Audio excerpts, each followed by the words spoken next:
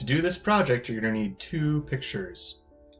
One where you have a scene that you're going to be editing something into that's a little bit out of scale, whether it be a person or an object.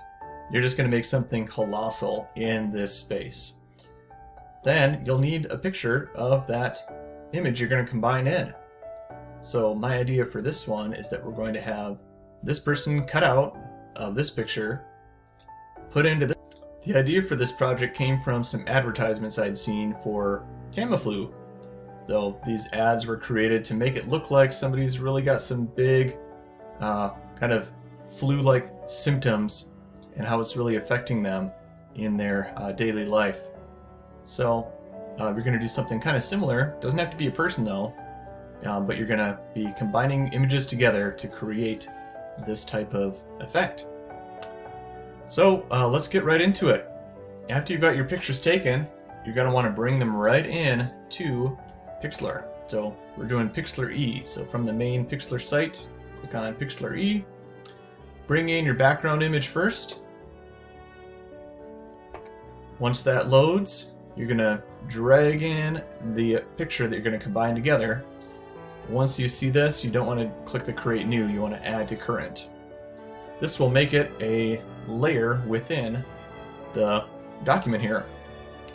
So our goal here is to cut out the person or object and then resize them and make them fit with the space. So you've got a couple different options for cutting somebody out. I think the best to do is here, kind of just zoom on in, and I'm going to do a selection. So I'm going to go up a little bit here, kind of pick an edge, and I'm going to go to this little spot where we've got a little lasso symbol, and I'm going to click on the magnetic lasso.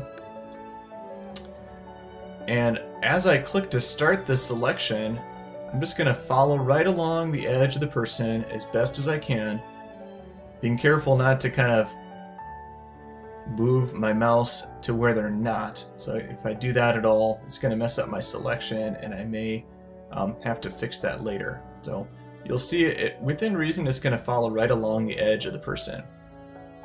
And so after I make my way all the way around the person, I'm going to be ready to do the next thing here. So I'm going to pause the recording, and then after I have my selection done, I'll come back with you here.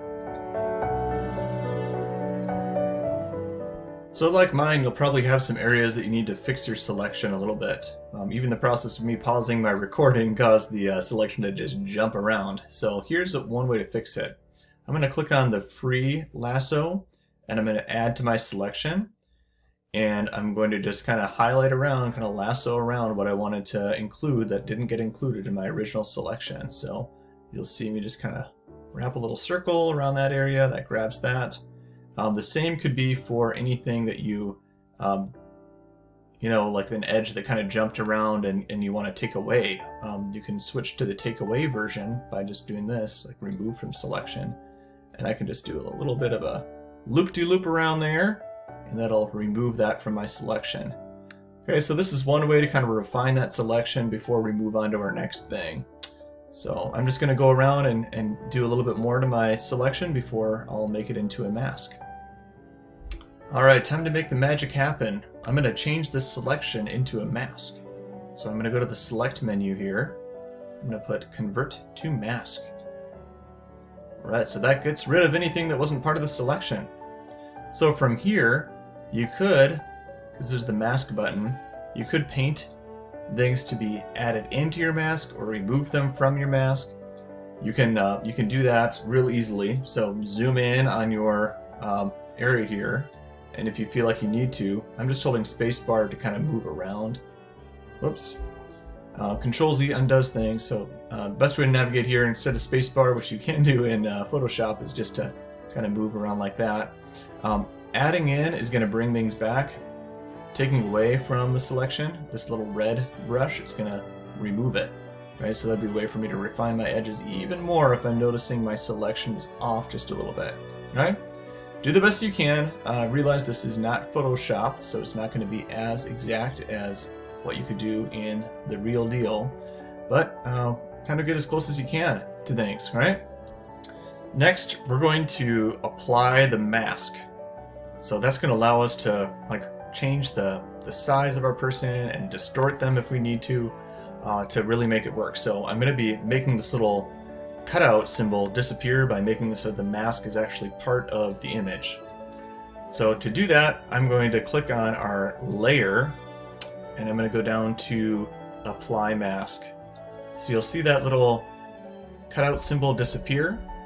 What that allows me to do is to change the size of the person, and also if I wanted to click on free distort, and if I wanted to warp the person just to kind of make things, line up exactly the way that I want, I could do that. So that's just one thing that is nice to have done. Alright, so I'm going to move him so that way that foot is kind of hidden behind the stair. So it kind of looks like he's just coming right up the stair there. Besides that, it's going to be up to you as to how you want to go for the rest of it. I'm going to apply an empty layer and drag it right below the person. And I'm going to make this a layer that I add a bit of a shadow into. So that will make it look a little more realistic. So I'm going to click on a drawing tool here. And it's going to be a brush that's a real soft brush. So I'm going to make it 100% soft. Go a little bit larger on it.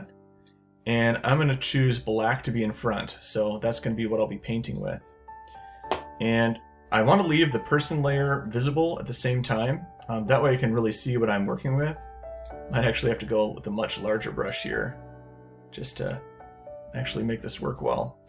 Alright, so I'm going to paint in a little bit of a shadow on that wall because he's really close to it. Don't worry with how dark it looks right now because I'm going to make the layer a little bit more invisible. But anywhere where he's kind of close to something, I want to just make it look like there's a bit of a shadow from him on that thing. So after I've painted in a shadow, there'd probably be a bit of a shadow back here too. Then I'm going to be able to change the opacity. So I click that little 3-dot symbol right on the layer and I can change it so that that shadow is slightly invisible. Okay. So lastly, after adding in a shadow, sometimes you'll be able to see a bit more of some cutout areas that weren't so great.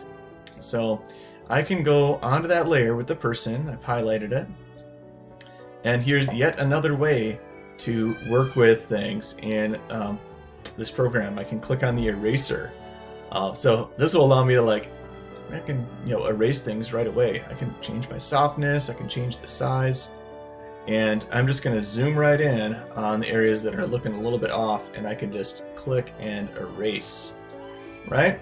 So do your best, again, to kind of get that to look the best way that it can. Again, realizing this isn't Photoshop, so it's not going to be as exact.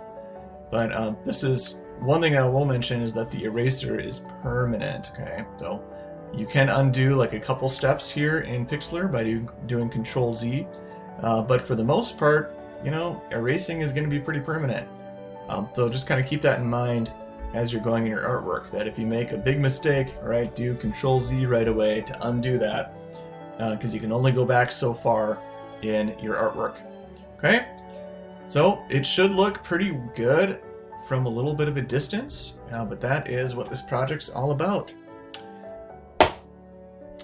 Alright, once you're done with it, you'll want to click on File and Save. Right, this will allow you to download it, and you might as well leave it as a JPEG. You can choose higher quality and then click Download. After the download is done, that's what you can turn in on Schoology.